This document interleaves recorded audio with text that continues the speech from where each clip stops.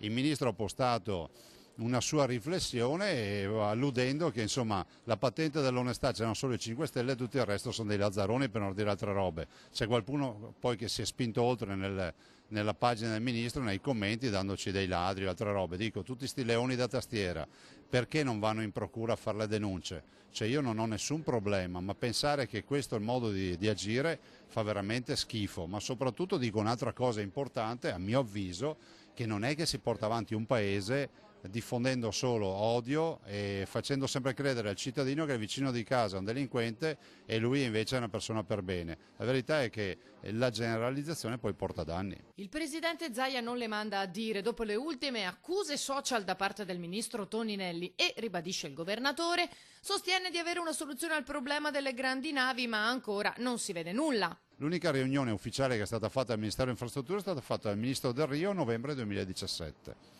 In questa riunione a unanimità si è deciso di utilizzare una viabilità alternativa che c'è già, esiste già, che è quella che usano le petroliere, infatti si chiama canale dei petroli, per entrare a Marghera e di fermare le grandi navi a Marghera.